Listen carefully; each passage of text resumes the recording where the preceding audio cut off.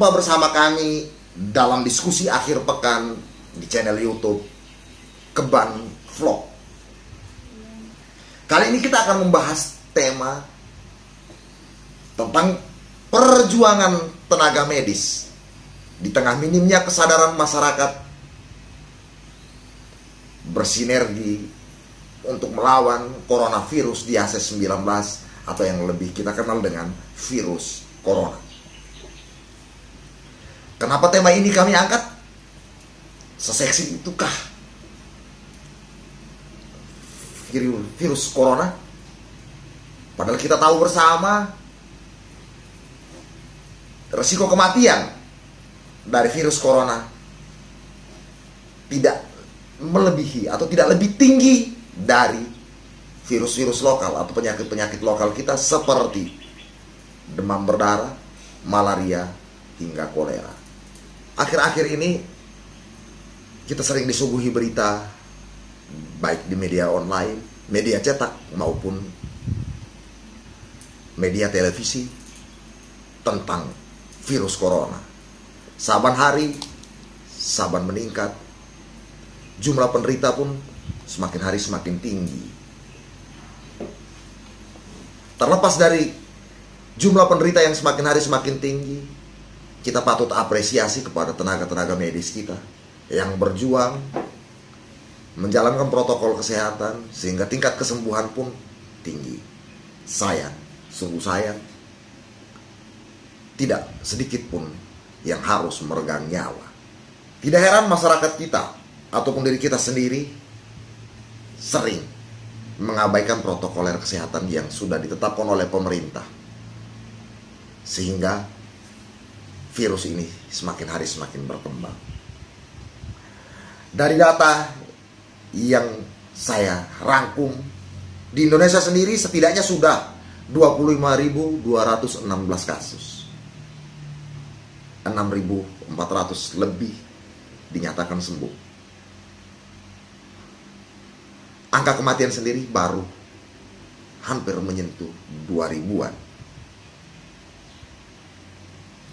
Untuk warga yang meninggal, beberapa di antaranya adalah pahlawan kita, garda terdepan kita, yakni tenaga kesehatan. Apakah ini akibat dari rendahnya kesadaran atau kurangnya perhatian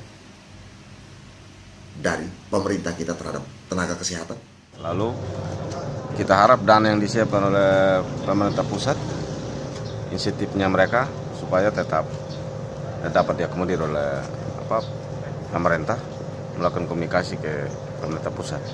Karena ada dana insentif dokter, perawat, bidan, ada sesuai tingkatannya. Dokter ahli 15, dokter umum 10, ini tenaga perawat bidan 5 juta kalau tidak salah insentifnya. Itu yang kita harap supaya tetap ada realisasi. Bagian dari penghargaan ke mereka, tenaga kesehatan, mereka garda terdepan yang melaksanakan tugas secara teknis untuk penanganan COVID-19. Telah hadir bersama kita dua narasumber, masing-masing Ketua Persatuan Ahli Teknologi Laboratorium Kesehatan Indonesia Cabang Sumba Barat Daya, Saudara Agustinus Clarianus Stokan atau biasa lebih akrab disapa Kang Stokan, dan selanjutnya akan saya panggil Hans Stokan, dan Kabid Organisasi Gerakan Mahasiswa Kristen Indonesia Cabang Tambolaka Arianto Christian Tena. Terima kasih sudah hadir bersama kita. Oke, pertanyaannya, melihat tren kenaikan angka penderita corona yang terus bertambah, apa reaksi dari Abang secara pribadi maupun secara instansi? Oke, baik, terima kasih. Kalau dari menurut saya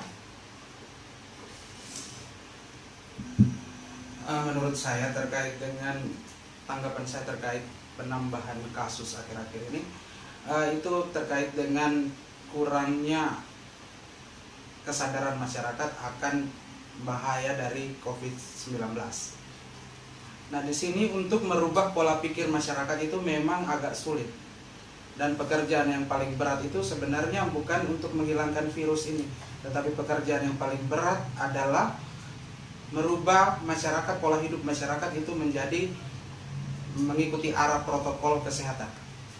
Artinya di sini masyarakat masih minim sekali dengan yang namanya terkait dengan kesehatan, protokol kesehatan itu masih di bawah sekali. Nah, untuk merubah pola pikirnya itu butuh kerja keras yang ekstra. Kedisiplinan itu yang menjadi tolak ukur dalam keberhasilan penanganan COVID-19. Nah, di sini juga saya mau tekankan kembali bahwa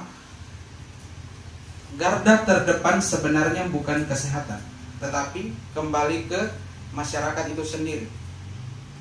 Minimnya berpikir untuk merubah pola hidup yang sekarang itu menjadi salah satu titik kelemahan untuk menuju apa yang dinamakan zona hijau.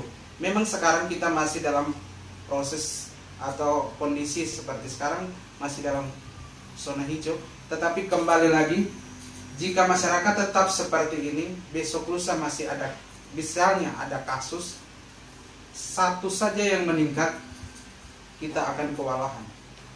Di sini kewalahannya dari bidang mana saja atau dari segi mana saja. Kita punya tenaga kesehatan terbatas, yang pertama. Kemudian dari segi alat juga sangat terbatas. Dan yang ketiga, kembali lagi, sumber daya manusia kesehatan ini masih di bawah semua. Artinya tenaga dokter juga kurang, tenaga medis yang lain juga masih kurang, dan juga rumah sakit juga sangat kurang. Nah, ini yang menjadi catatan kita untuk kembali lagi, masyarakat harus kembali sadar akan bahaya dari COVID-19. Untuk sementara saya kembalikan. Bagaimana untuk saudara kepala bidang kegiatan dari Gerakan Mahasiswa Kristen Indonesia Cabang Tambolan, mungkin tanggapannya, pertanyaannya masih sama, melihat tren kenaikan angka penderita corona yang terus bertambah, reaksi pertama, mungkin waktu dan tempat saya berikan ke saudara. Oke, terima kasih. Oke, jadi baik, terima kasih atas kesempatan yang diberikan kepada saya. Melihat perkembangan COVID saat ini yang memang sudah menakutkan seluruh belahan dunia, seperti yang dikatakan saudara tadi bahwa minimnya pengetahuan masyarakat itu kembali pada diri kita masing-masing. Kesadaran kita seharusnya yang berawal dari diri kita masing-masing. Nah, kesadaran kita seharusnya bukan tergantung pada pemerintah. Memang di sini untuk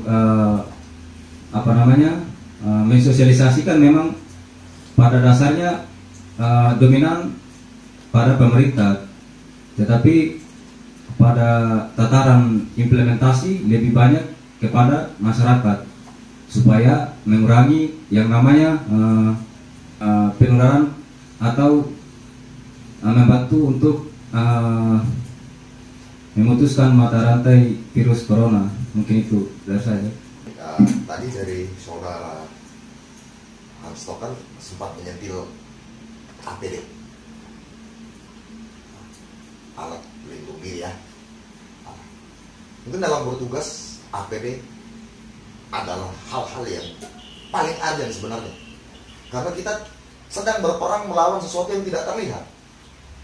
Nah, mungkin dari saudara berdua sepakat bahwa ini pola hidup, tapi terkadang kasus ini meningkat lebih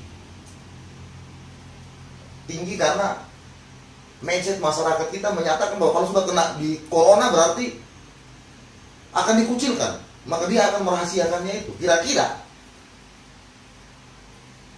mungkin di daerah kita pernah ada tidak orang-orang yang merahasiakan pasien-pasien dalam pemantauan atau orang dalam pemantauan yang merahasiakan rekam perjalanannya, lalu tahu-tahu dia dalam keadaan suhu tubuh tinggi terindikasi walaupun negatif, Dalam artian ketika rapid dia reaktif, tapi negatif.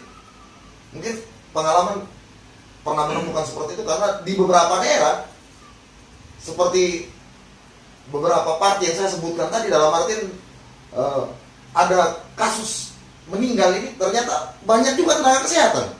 Kira-kira kendalanya tentu APD. Tapi sebelum kita lebih jauh ke APD, pasti pasien yang dirawat akan merahasiakan itu. Nah, kira-kira tanggapan saudara tentang hal ini, lemahnya ada di mana? Kelemahannya ada di mana sehingga mengakibatkan hal itu terjadi? Mungkin saya langsung ke Kang Hasto. Baik. Terkait dengan APD, untuk tenaga medis sendiri, APD yang disarankan misalnya untuk, saya kasih contoh, untuk pengambilan swab atau bagian laboratorium itu menggunakan APD level 3. Nah, di sini yang menjadi bahaya itu kalau untuk kelengkapan APD kita sudah sangat bagus. Cuma yang menjadi kelemahan di sini adalah ketika melepas APD. Itu faktor beresikonya lebih tinggi dibanding ketika kita berhadapan langsung dengan pasien. Karena berhadapan langsung dengan pasien, dijamin kita masih agak aman. Artinya, kenapa saya bilang aman? Karena kita benar-benar dilindungi dengan APD, artinya terstandar sesuai dengan Kemenkes. Itu APD level 3. Itu artinya kita sudah dijamin aman. Tetapi kembali lagi, yang menjadi catatan ketika pelepasan APD, itu yang menjadi faktor beresiko buat tenaga medis atau tenaga kesehatan. Kemudian kembali lagi APD untuk masyarakat di sini terkait dengan masker. Nah, penggunaan masker untuk masyarakat ini menjadi sebenarnya hal yang mudah, tapi mungkin baru pertama kali dipakai, jadinya sebagai satu momok yang sangat lucu buat mereka. Padahal itu salah satu faktor untuk mengurangi resiko penularan COVID-19 atau corona ini. Itu resiko yang paling kecil untuk menular. Dia bisa menular, tapi faktor resikonya kecil, sangat kecil kalau kita menggunakan masker. Tetapi kalau mau menggunakan masker seperti ini kan istilahnya hal baru buat masyarakat di sini. Jadi dianggap lelucon, artinya lihat orang pakai masker ini takut dengan corona. Awal-awalnya kan seperti itu. Tapi sebenarnya itu salah satu upaya supaya bisa mengurangi faktor resiko dari penularan COVID-19. Mungkin untuk sementara itu. Ya, saya masih lanjut lagi soal cukup tertarik dengan pelepasan APD. Kira-kira yang kurang di mana? Karena APD sudah mencapai level 3 dan sesuai standar daripada Kemenkes. Cuma kalau masih ada resiko ketika pelepasan, berarti masih ada yang kurang.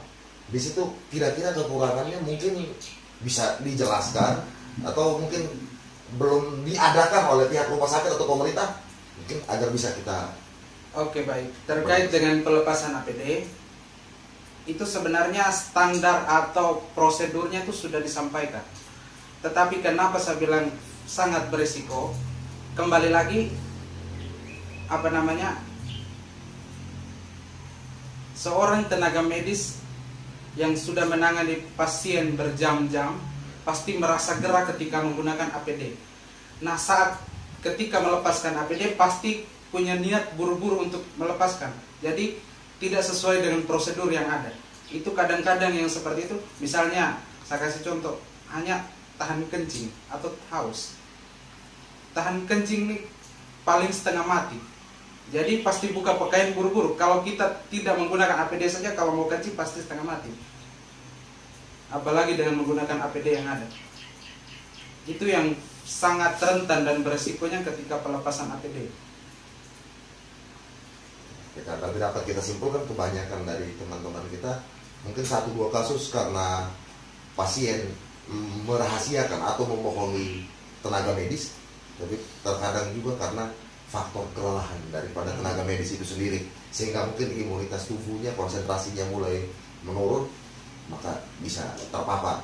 Oke, untuk saudara dari GMKI sendiri, kira-kira pandangan saudara soal APD itu seperti apa? Dalam artian alat pelindung diri ini apakah sudah betul-betul standar untuk proses meminimalisir terjadinya penularan COVID-19 kepada tenaga kesehatan yang kita tahu bersama bahwa kita disuruh bekerja di rumah sedangkan mereka tetap akan berhadapan dengan bahaya ini.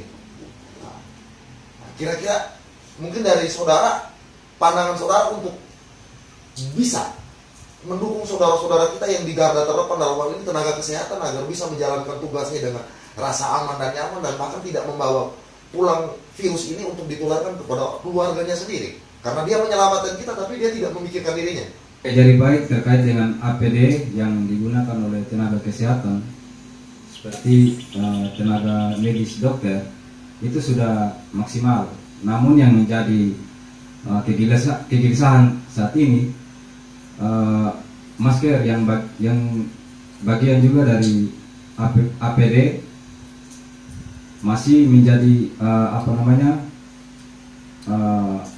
barang mainan yang dilihat oleh masyarakat karena dilihat dari tingkat pengetahuannya masih minim sekali.